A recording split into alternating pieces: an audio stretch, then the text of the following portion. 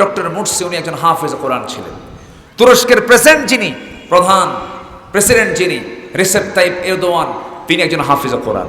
এরকম করে আপনার সন্তানকে আপনি ইসলামী ধাঁচে যদি গড়ে তোলেন, দুনিয়ারও কল্যাণ হবে, আখিরাতের কল্যাণ হবে।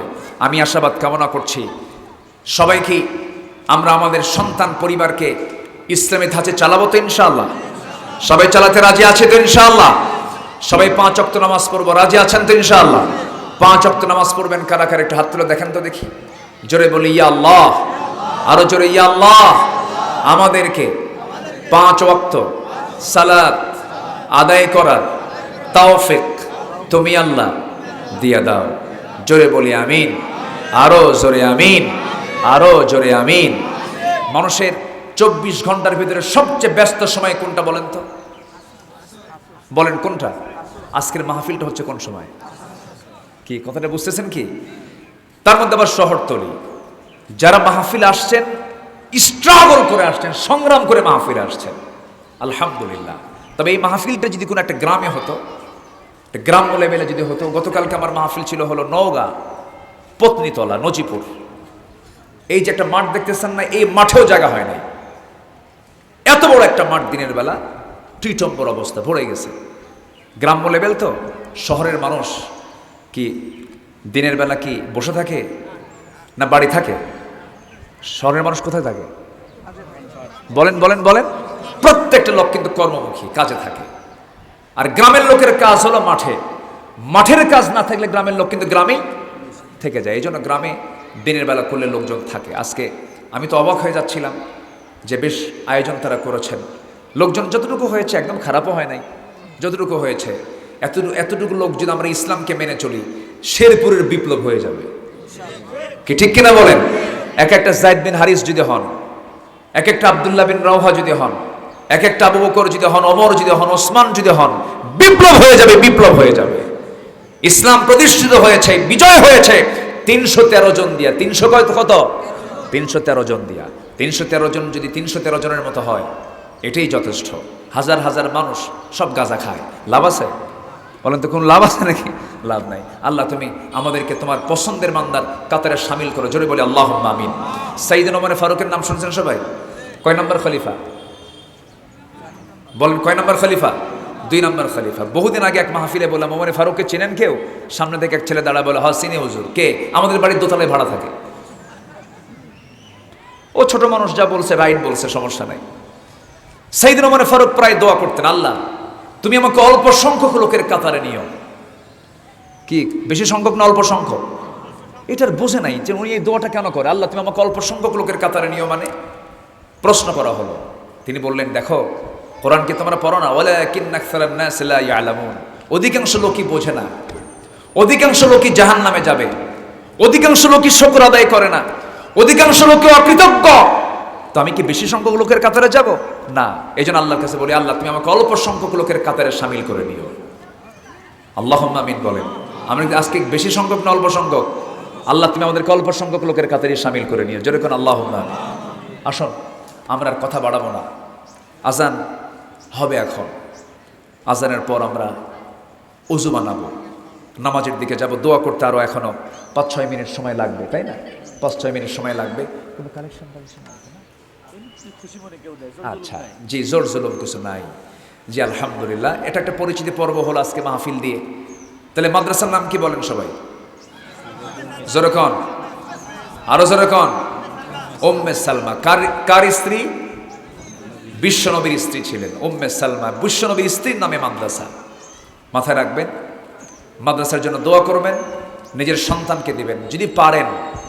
এখানে সবাই হয়তো কিছু অনাথ টাইপের, কিছু অসহায় টাইপের কিছু মেয়েরাও পড়াশোনা করবে, তাদের জন্য একটা পৃথক ফান্ড থাকবে, তাদের জন্য পৃথক ফান্ড থেকে খরচ করা হবে। যদি কেউ পারেন কিছু অর্থ আপনারা দান করতে পারেন। জোড়াজোড়ি নাই, কোনো প্রেশার নাই। একজন আচ্ছা প্রেশার নাই, তবে হ্যাঁ যদি কেউ দিতে চান, এখানে যারা বসে আছেন কিছু আয়োজন করতে নিতে কিছু খরচও হয়ে গেছে। মাইকিং, লাইটিং, হাইটিং, পোস্টারিং, লিফলেট, গেট, ব্যানার বানাতে একটা আয়োজন করলে, বরং তো ন্যূনতম আয়োজন করলে কি খরচ হয় না ভাই? খরচ হয়ে যায়। যে মাইকটা আসছে, কত কি আসছে, তো কিছু খরচ তো হয়। জি আমাদের মুস্তাফিজুর রহমান, সে দিয়েছে 500 টাকা, আল্লাহ কবুল করুন। একটু ব্যাগ যাবে, চাদর যাবে। এবং আমাদের যে পোস্টারের যে নাম দেখতেছি আমি, এতগুলো নাম আমি, আমার মনে হয় এরকম পোস্টার আমি দেখি না। ইজাজ ভাই, এত নাম পাইছেন কোথায় আপনি? আলহামদুলিল্লাহ। আমাদের হাজী সাহেব, উনি মাদ্রাসার জন্য 10,000 টাকা দিয়েছেন, বলি আলহামদুলিল্লাহ। কেউ যাবেন না, আমরা দোয়া করব।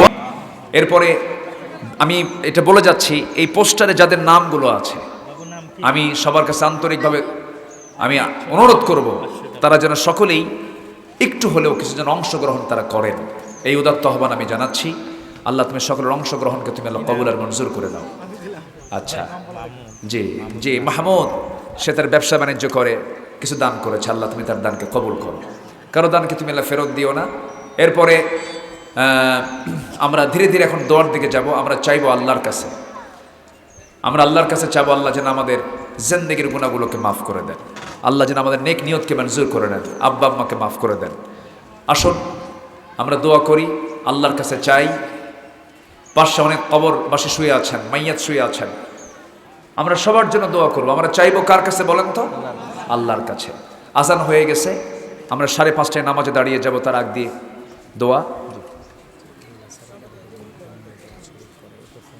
ও আচ্ছা, এরপরে হ্যাঁ, এখানে একটা কবর আছে না? হ্যাঁ, একজন আল্লাহর ওলি শুয়ে আছেন, যিনি আল্লাহওয়ালা মানুষ শুয়ে আছেন, ভালো কথা, আলহামদুলিল্লাহ। পৃথিবীর শ্রেষ্ঠ কবর কার কবর? মুহাম্মদ সাল্লাল্লাহু, আল্লাহ পাক আমাকে নিয়েছেন, ভাইও গেছেন। নবীর কবরের দিকে লক্ষ্য করে 2 হাত তুললে সে হাত নামায় দেয় পুলিশরা। কারণ যিনি শুয়ে আছেন ব্যক্তির কাছে চাওয়া যাবে না। আমার নবীর পরিচয়, তিনি রসুল আগে না, আগে বান্দা, আগে আব্দুহু ওয়া রাসূলুহু। সুবহানাল্লাযী আসরা বিআবদিহি লাইলাম মিনাল মাসজিদিল হারাম ইলাল মাসজিদিল আকসা। এজন্য কোনো ব্যক্তির কাছে চাওয়া যাবে না, কোনো কবর পূজা করা যাবে না। বাবা তুমি আমারে দাও, আপনার শিরিক হয়ে গেল, গুনাহগার হয়ে গেলেন। ইনি যিনি শুয়ে আছেন, আপনি তার জন্য দোয়া করতে পারেন, আল্লাহ এই কবরবাসীকে মাফ করে দাও। কিন্তু কবরবাসীর কাছে আপনি বলতে পারবেন, আল্লাহ ও কবরবাসী তুমি আমারে দাও। কবরবাসী তো নিজেই বিপদে আছে, উনি আপনার বিপদ উদ্ধার করবেন কেমনে? এই জন্য কোনো কবরবাসীর কোনো ক্ষমতা নাই, মরা লোকের কোনো ক্ষমতা নাই, সকল ক্ষমতা কার? আপনি বলতে পারেন, আল্লাহ কবরবাসীকে মাফ করো, তুমি আল্লাহ আমাকেও মাফ করো।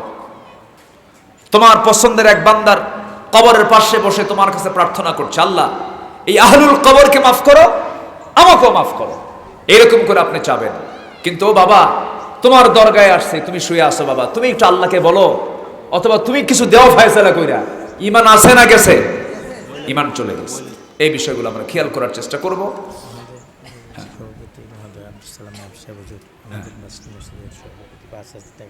জি আলহামদুলিল্লাহ, আমাদের অত্যন্ত কাছের মানুষ, আমি খুব ভালোবাসি, উনি আমাকে খুব ভালোবাসেন।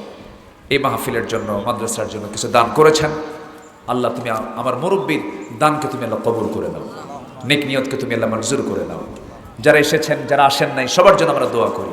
ব্যস্তপূর্ণ সময় তো বললাম না, 24 ঘন্টার সবচেয়ে ব্যস্তপূর্ণ সময় হলো আসরের সময়। মানুষ এই সময়টা প্রচলন ব্যস্ত থাকে। যদি এই মাহফিলটা যদি আমি সুযোগ পাই না, আমি চান্স পাই না, আমি আগামীতে চেষ্টা করব। আমি এই মাহফিলটা যদি রাত্রেবেলা হতো, হয়তো বা এই মাঠের পুরোপুরি না ভরলে একটা অর্ধেক অংশ ভরে যেত মাহফিল লোক দিয়ে। যাই হোক, আলহামদুলিল্লাহ, আল্লাহ কবুল করুন, আল্লাহ কবুল করুন, আল্লাহ কবুল করুন। সবাই বলে সুবহানাকাল্লাহুম্মা ওয়া বিহামদিকা আশহাদু আল্লা ইলাহা ইল্লা আনতা আস্তাগফিরুকা ওয়া আতুবু ইলাইকা।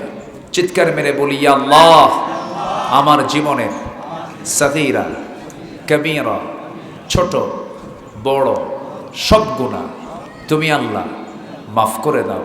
জোরে বলুন, ইয়া রাব্বাল আলামিন, ইয়া রাব্বাল আলামিন। আপনি দোয়া করে দেন। মুস্তাফিজ জামাই দোয়া করেন। আচ্ছা, আল্লাহুম্মা আমিন।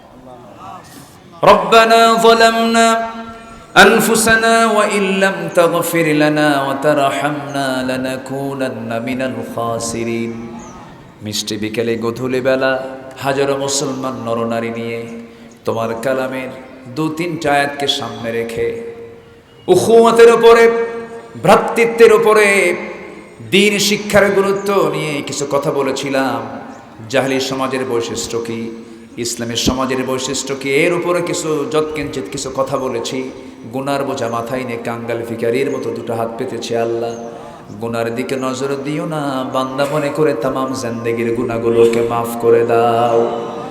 জনম দুঃখিনী মা, জনম দুঃখী বাপ জান যারা চলে গেছেন, জিন্দেগির গুনাহগুলো মাফ করে দাও, কবরগুলোকে জান্নাতের টুকরা বানায়া দাও। রব্বিরহামহুমা কামা রব্বায়ানি সগীরা, রব্বিরহামহুমা কামা রব্বায়ানি সগীরা, রব্বিরহামহুমা কামা রব্বায়ানি সগীরা। আল্লাহ তাআলা বিশেষ করে মাহফিলটার আয়োজন করলেন যারা, শোনার জন্য কষ্ট করে আসলেন যারা, মেহেরবানি করে যেদিন কেউ কাউকে চিনবে না, সেই কঠিন মুসিবতের দিন এই মাহফিল সবার জন্য নাজাতের মাধ্যম বানায় দিও আল্লাহ। এই মাদ্রাসাকে কবুল করে নাও, শিক্ষিকাদেরকে তুমি আল্লাহ দয়া করে কবুল আর মঞ্জুর করে নাও। উম্মে সালমা মহিলা মাদ্রাসাকে অত্র অঞ্চলের শ্রেষ্ঠ বিদ্যাপীঠ বানায়া দাও। সকল কিছুর অনিষ্ট থেকে তুমি আল্লাহ হেফাজত করো। আমার ডানে বামে সামনে পিছনে যত ভাই হাত তুলেছেন, যার যা প্রার্থনা, যার যা নেক মাকসুদ তুমি আল্লাহ দয়া করে কবুল আর মঞ্জুর করে নাও। তোমার বান্দাগুলো কিনে এমন সময় হাত তুলেছি মুসলমানদের পায়ের তলায় মাটি নাই। ছোট্ট ছোট্ট বাচ্চাগুলো খাবার না পেয়ে ছাগলের ঘাস খাচ্ছে। ও আল্লাহ তোমার গায়েবী সাহায্য নাজিল করো। আবাবিল যেমন পাঠিয়েছিলে, মেহেরবানি করে আবাবিলের মতো তোমার গায়েবী সাহায্য তুমি আল্লাহ নাজিল করে ফিলিস্তিনকে বাঁচাইয়া দাও। মুসলমানদের বাইতুল আকসাকে মুসলমানদের হাতে তুলে দাও। 180 কোটি মুসলমানের জন্য একটা অমর পাঠায়া দাও। সালাউদ্দিন আইয়ুবের মতো একজন মর্দে মুজাহিদ পাঠায়া দাও। শত্রুকে চেনার তৌফিক দিয়া দাও, শত্রুকে মোকাবেলা করার তৌফিক তুমি আল্লাহ দিয়া দাও। সবুজ সবুজ বেষ্টিত অঞ্চল বাংলার জমিনকে কোরআনের জন্য কবুল করে নাও। কোরআনের রাজ কায়েম হয়েছে এমন দৃশ্য দেখার তৌফিক তুমি আল্লাহ দিয়া দাও। দুনিয়া থেকে কোন দিন বিদায় নেব জানি না, তবে যেদিন মরে যাবো রে টান মেরে ঘর থেকে বের করে দেবে। জীবনের শেষ গোসলটা হয়ে যাবে, মরমক সব দেখে দেখে চলে যাবে, কবরের দিকে নিয়ে চলে যাবে, কবরে শোয়া দেবে। দুপুরে মরব, সন্ধ্যার মধ্যে দাফন শেষ হয়ে যাবে। রাত 12টায় মরব, পরের দিন সকাল 10টার মধ্যে সবকিছু সম্পূর্ণ হয়ে যাবে। কত আদর করা, কত যত্ন করা এই দেহ মারা যাওয়ার সঙ্গে সঙ্গে 24 ঘন্টায় মাথার চুলগুলো খসে খসে পড়বে। শ্যাম্পু দিলাম কাজে লাগবে না। 3 দিন যাবে, চামড়াগুলো গলে গলে পোকার পেটের খাবার হয়ে যাবে। মাত্র 7টা দিন পেটের নাড়িভুড়ি সব চোখ মুখ কান নাক দিয়ে বের হওয়া শুরু হয়ে যাবে। কিম্ভূত কিমাকার চেহারা হয়ে যাবে। মাথা থেকে পা পর্যন্ত এই দেহের যত্ন করার জন্য কত কি ব্যবহার করেছি। যেদিন মরে যাব রে সেদিন সব আমার ধ্বংস হয়ে যাবে, শেষ হয়ে যাবে। আল্লাহ তাআলা 3টা মাস পর যদি কবর খনন করে দেখা হয়, দেখা যাবে কবরস্থানে গিয়ে আমার দেহের মধ্যে কয়েকটা হাড় ছাড়ার কিছুই খুঁজে পাওয়া যাবে না। এই তো দুনিয়ার নিয়ম রে আল্লাহ। মানুষ ভুলে যাবে, যশ খ্যাতি সম্মান সব কিছু একদিন হারিয়ে বসবে। দিন শেষে দেখা যাবে আল্লাহ তুমি ছাড়া কোনো বন্ধু আমার নাই, তুমি ছাড়া কোনো ওলি আমার নাই। সে অন্তিম সময় যখন চলে আসবে, জবানে জারি করে দিও কালোজয়ী কালিমা তাইয়্যিবা লা ইলাহা ইল্লাল্লাহু মুহাম্মাদুর রাসূলুল্লাহ।